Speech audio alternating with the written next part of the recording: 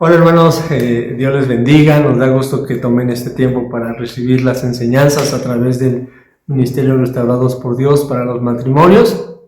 Y bueno, gracias a Dios porque seguimos aprendiendo de la palabra, seguimos aprendiendo cómo Dios creó y el verdadero significado que le da al matrimonio, y lo cual pues, en ese tiempo el enemigo lo ha distorsionado.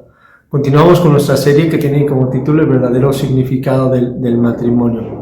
Las últimas enseñanzas, hermano, mencionamos la necesidad que tenemos de vivir de forma sabia en nuestro matrimonio, ¿no? Incluimos la parte de los roles, ¿no? El hombre siendo cabeza, la mujer ayuda, y si bien vimos que la palabra no especifica qué actividades debe de hacer el esposo o qué actividades debe de hacer la esposa, pero la palabra se hace énfasis, ¿no? Que el esposo debe ser cabeza, esa cabeza que protege, que sustenta, que cuida. Y con relación a la esposa, bueno, pues esa ayuda idónea, que tenga cuidado de su casa, de sus hijos, pero ambos, como matrimonio, caminar en esa unidad, en esa sumisión a Dios, ¿no? Y deberá de llevar ese matrimonio siempre en la meta, glorificar a nuestro Dios. Pero hay un punto en el que también debemos de tomar en ese consejo de Dios, que es la parte de la intimidad dentro del matrimonio. Y Pablo, cuando leemos su carta a los Corintios, lo menciona de esta forma. Dice que en cuanto a las cosas que me escribiste, porque no era la única carta que le había escrito a los Corintios, dice que sería bueno que el hombre pues, no tocar mujer, pero a causa de la fornicación, de ese pecado, cada uno tenga su propia mujer y cada uno tenga su propio marido, ¿no? Y luego añade, el marido cumpla con la mujer el deber conyugal y asimismo la mujer con el marido. Y agrega, hermano, la mujer no tiene potestad sobre su propio cuerpo, sino el marido, ni tampoco tiene el marido potestad sobre su propio cuerpo, sino la mujer, ¿sí? Y les dice que no os neguéis el uno al otro, a no ser por algún tiempo de mutuo acuerdo, de mutuo consentimiento, para ocuparos sosegadamente de la oración. Y luego dice, volveos a juntar en uno, para que no os tiente Satanás a causa de la incontinencia. Y luego ya en el versículo 6 del capítulo 7 de esta primera carta de los Corintios dice, mas esto digo por vía de concesión, no por mandamiento, ¿no? Cuando hablamos de este deber conyugal, Pablo sin duda se refiere a la parte íntima entre esposo y esposa, la cual en ese momento, cuando Pablo responde dudas respecto sobre esto a la iglesia de Corinto, era con la finalidad de renovar su mente, porque la ciudad de Corinto estaba hundida en el paganismo, que implicaba pecados sexuales. Incluso en el centro de la ciudad había un gran templo pagano dedicado a Afrodita, considerada la diosa del amor en la cultura griega. Y este templo se sostenía con las ganancias de las prostitutas que servían dentro de ese templo. Y como muchos de los que antes asistían a esos cultos fueron salvos, pues tenían una idea errada acerca de la intimidad, que llegaba a afectar sus matrimonios. Y hoy en día hay muchas ideas erradas acerca de la intimidad en el matrimonio. El mundo presenta tres principales posturas y, por ejemplo, primero, por un lado, la postura liberal.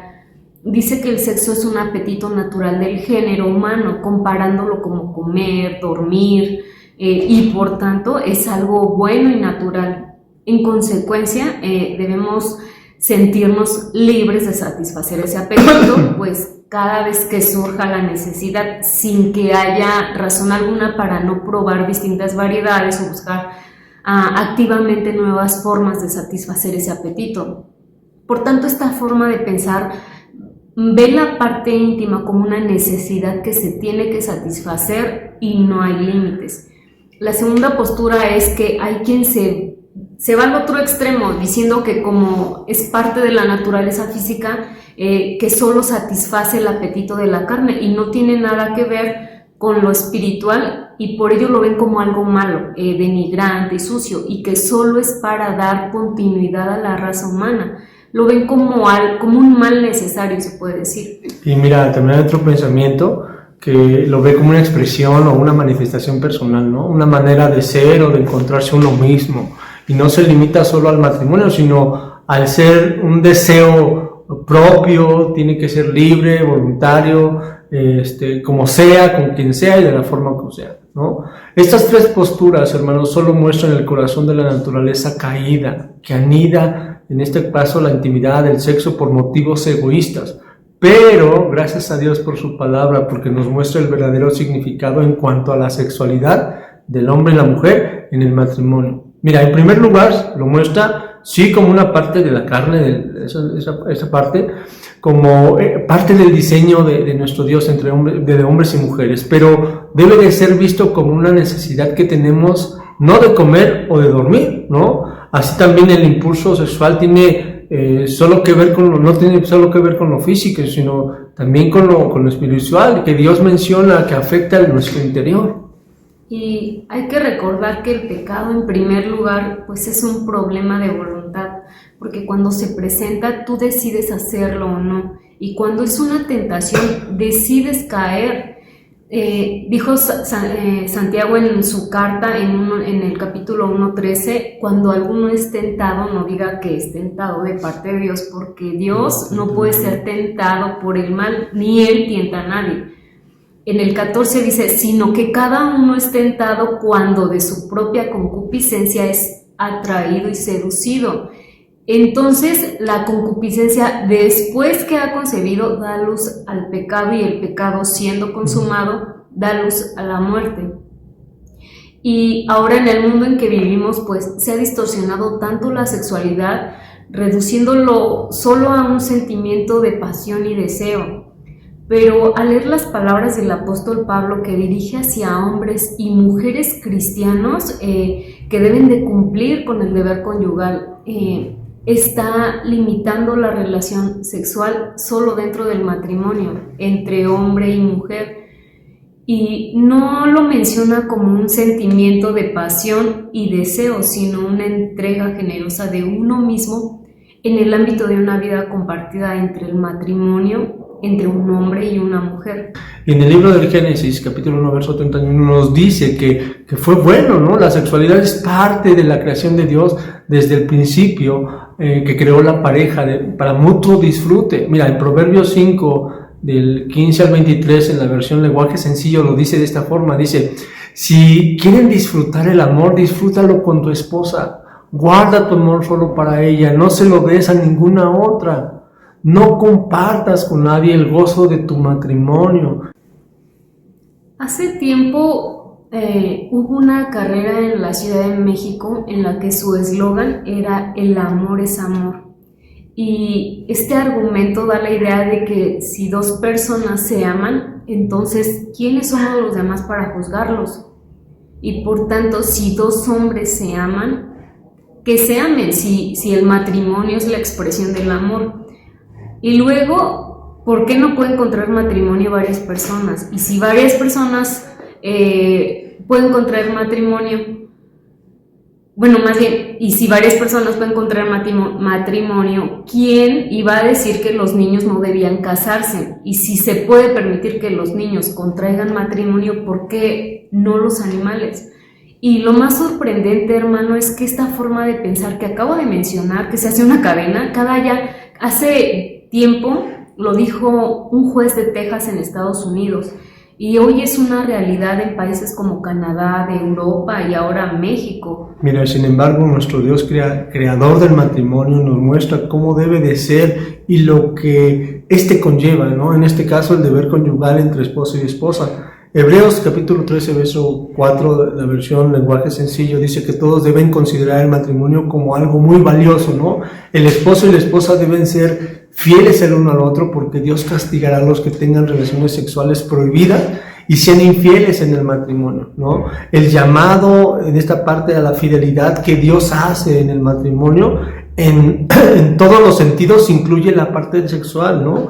Como dice bien Pablo en su carta a los Corintios, dice, el marido cumple el deber conyugal, asimismo la mujer con el marido, ¿no? No está hablando de otra mujer, que no sea la esposa, ¿no? Y viceversa, solo es con tu esposa o con tu esposo con el que te casaste. Y continúa diciendo también en esta parte de Corintios que la mujer no tiene potestad sobre su propio cuerpo, sino el marido, ni tampoco el marido potestad sobre su propio cuerpo, sino la mujer. Y dice, no os neguéis el uno al otro, a no ser por mutuo acuerdo o mutuo consentimiento para ocupados sosegadamente de la oración, y después dice que volveros a juntar, ¿no? Para que no seamos tentados por Satanás a causa de la incontinencia, ¿sí? Mira este versículo de Hebreos, lo leemos en la versión Reina Valera, precisamente capítulo 13, verso 4, y dice: honroso sea en todo el matrimonio y el hecho sin manchilla, pero los fornicarios y los adúlteros los juzgará Dios. Hermano, aquí hace una exhortación fuerte, que nuestro lecho en el matrimonio debe de mantenerse puro como Él lo estableció. Es decir, mira, que la intimidad sexual que se comparte entre esposo y esposa se debe reservar solo para esa pareja solamente. Ningún otro uso de la sexualidad se aprueba en las Escrituras, ¿sí? El abusar o hacer mal uso de este regalo que Dios nos da en la parte de la intimidad en el matrimonio es mancillar el lecho matrimonial, ¿sí? Como la fornicación o el adulterio. Incluso, hermanos, la palabra fornicario en este versículo es la palabra pornos, de donde se desprende la palabra pornografía, y esta palabra significa prostitución, por analogía, fornicario. Hermano, hay quien se atreve a sugerir desde púlpitos ver pornografía para recrear la intimidad del matrimonio, y lo único que están haciendo es mancillar el matrimonio que Dios creó, ensuciarlo, pecar contra Dios y contra el cónyuge. Prácticamente el escritor de Hebreos está diciendo que los que ven ese tipo de películas para adultos o cosas semejantes van en contra de Dios, porque muestra algo que Él no creó. Muestra una distorsión depravada y denigrante.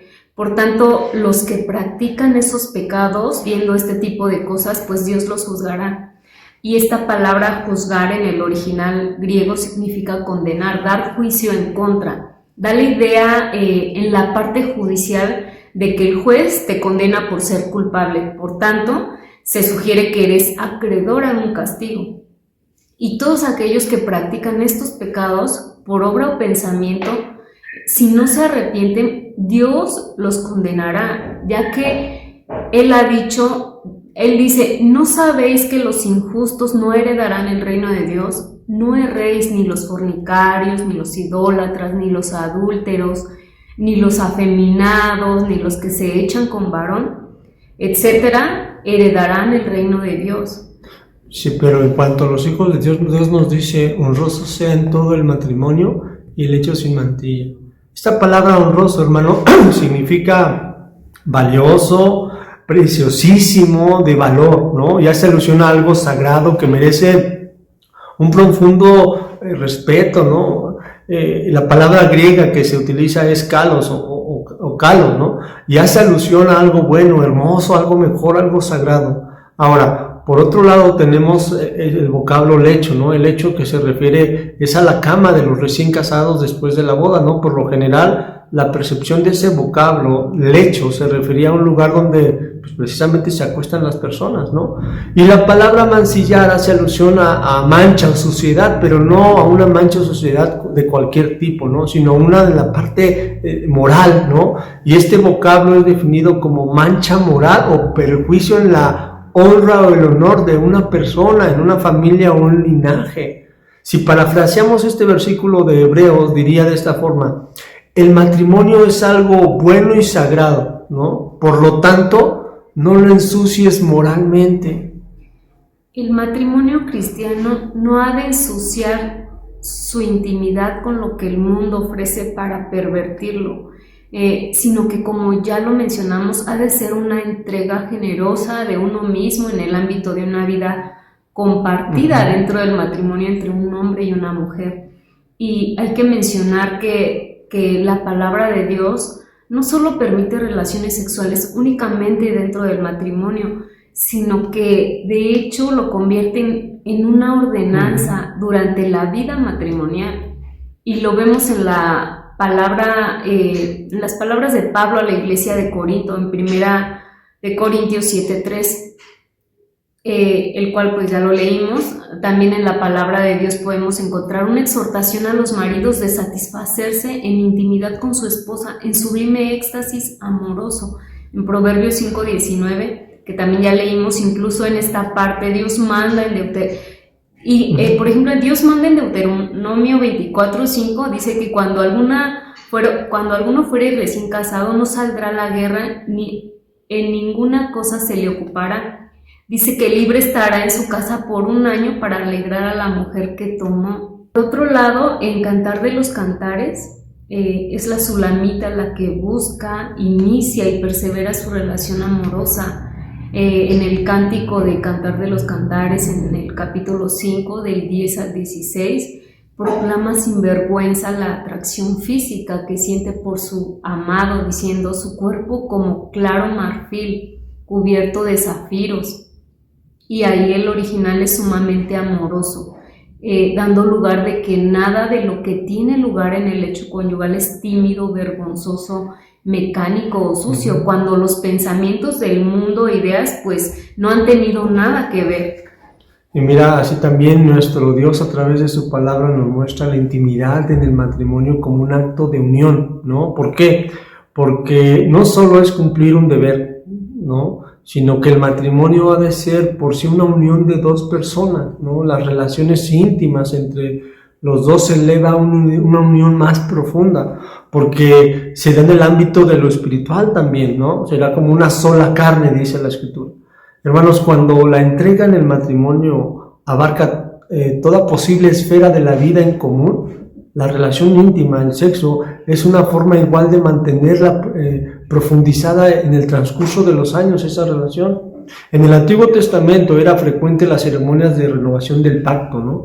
Al establecer Dios un pacto con su pueblo, pues dejó ordenado que se celebraba de forma pública y periódica una lectura para recordar de los términos suscritos por ambas partes, ¿no?, seguida por una renovación de ese compromiso.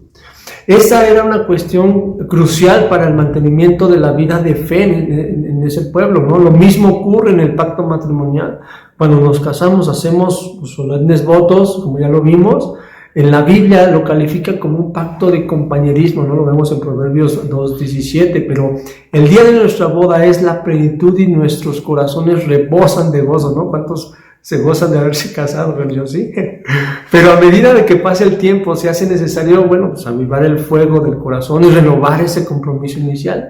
Y tiene que haber, por tanto, una oportunidad para traer el nuevo recuerdo de lo que nuestro esposo, nuestra esposa significa para nosotros, ¿no? Haciendo esa renovación de entrega de nuestra persona a la cual nos amamos y nos comprometimos. Y es aquí donde las relaciones sexuales entre esposo y esposa son el medio extraordinario, verdaderamente especial de hacer realidad ese pacto. Cabe decir que las relaciones íntimas dentro del matrimonio muy probablemente pues, es la forma más poderosa instituida por Dios para facilitar esa entrega mutua. La intimidad entre esposos hace posible que se digan: te pertenezco por entero, y de forma permanente y exclusiva. Y nosotros no debemos hacer de esa relación íntima algo inferior a todo eso. El deber conyugal es necesario, a su vez, para el adecuado mantenimiento de ese pacto. Por eso se puede hablar ahí de una renovación constante que tiene en consideración un mutuo servicio. Y más cuando hay una advertencia, la cual ya leímos en 1 Corintios 7:5, que dice que no os neguéis el uno al otro, a no ser por algún tiempo de mutuo consentimiento, para ocuparos sosegadamente, dice que en la oración, y volved a juntaros en uno, para que no os tiente Satanás a causa de vuestra incontinencia. Hermanos, al menos que sea por consentimiento mutuo, no debieran los esposos de abstenerse el uno al otro del deber conyugal, porque podrían caer en las estrategias de Satanás para destruir su matrimonio, de los cuales pues hoy hay muchos que forman parte de las estadísticas de infidelidad y divorcio. Y mira, ahora el apóstol Pablo en 1 Corintios capítulo 6 prohíbe a los creyentes que tengan relaciones sexuales con otra persona que no sea su esposa, ¿no? O hasta con una prostituta, lo menciona ahí, ¿no? Por la razón es que en el acto íntimo entre el hombre y la mujer no solo es la parte, como ya lo he mencionado, física, sino también espiritual, ¿no? Y Pablo lo menciona de esta forma en su primera carta, precisamente en el capítulo 16, verso 16 al 20, ¿no? Lo voy a leer, voy a mencionar algunas partes de este versículo, porque dice, ¿no saben que el que se une con una prostituta se hace solo un cuerpo con ella, ¿no? Pues la Escritura dice, los dos llegarán a ser un solo cuerpo, pero el que se une al Señor se hace uno con Él en espíritu. Huyan de la inmoralidad sexual. Después, más adelante dice, ¿acaso no saben que su cuerpo es templo del Espíritu Santo? Más adelante dice, ustedes no son sus propios dueños, fueron comprados por un precio, por tanto, honren con su cuerpo a Dios. Sin lugar a dudas, hermanos, el apóstol Pablo está diciendo que la relación sexual con una persona que no es tu esposa, esta pasa una prostituta, es inadmisible, porque cada acto sexual debería ser un acto de unión entre un hombre y una mujer, y Pablo insiste que por ello, en que es radicalmente contrario a un sentido en origen, al compartir un cuerpo con quien no tienes un compromiso, ¿no? Principalmente con Dios, ni tampoco contigo.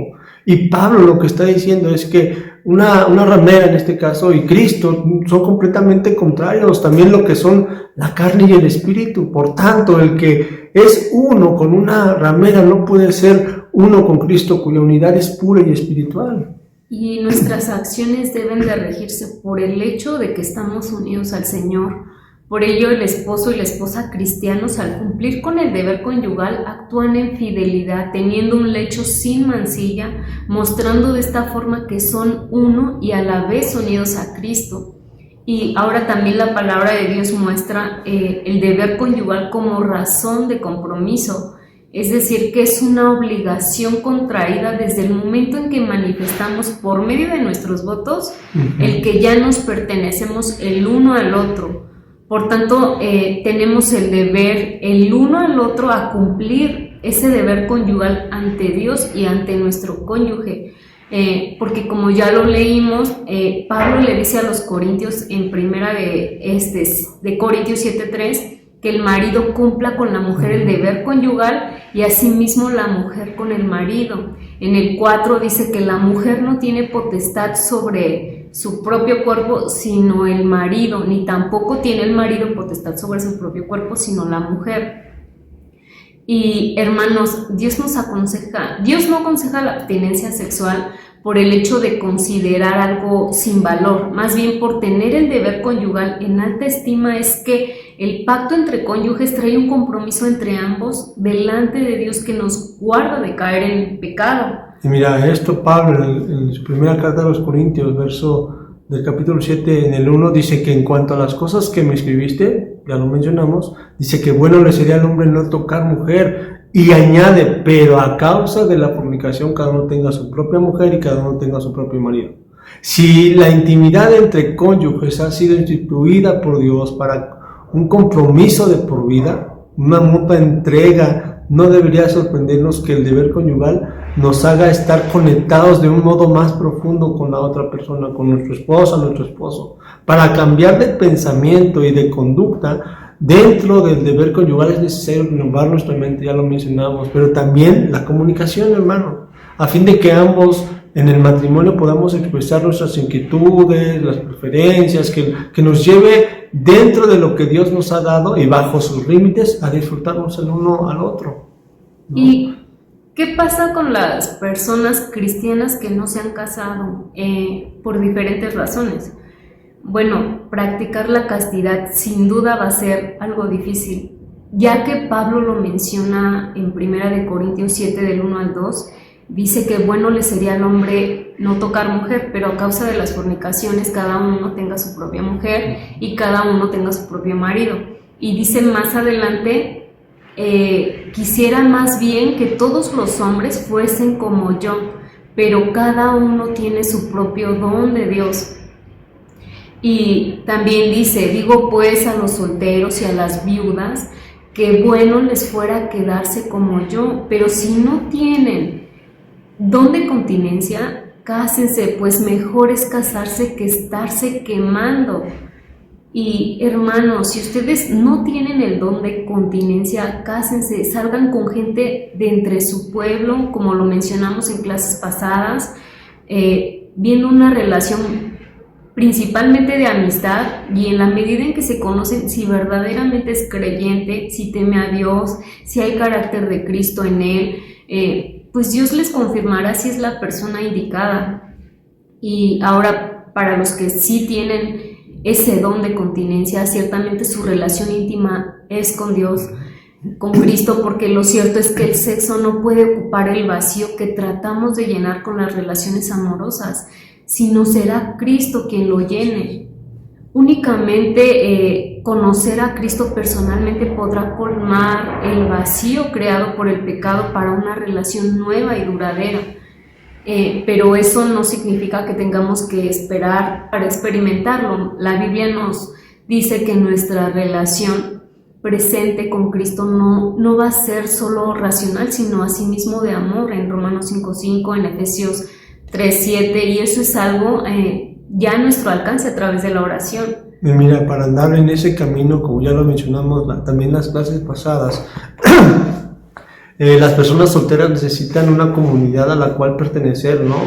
Para un trato con otras personas solteras que no estén ansiosas por casarse, pero que tampoco rechacen o teman la posibilidad. Y estoy hablando de esa comunidad del pueblo de Dios, ¿no? Las relaciones íntimas fuera del matrimonio no solo Dios las condena moralmente, sino que es algo nocivo. Por eso Pablo dice también en esa carta de Corintios, primera carta de Corintios capítulo 6, verso 10, dice que huid de la fornicación, cualquier otro pecado que el hombre comete está fuera del cuerpo, más el que fornica contra su propio cuerpo peca.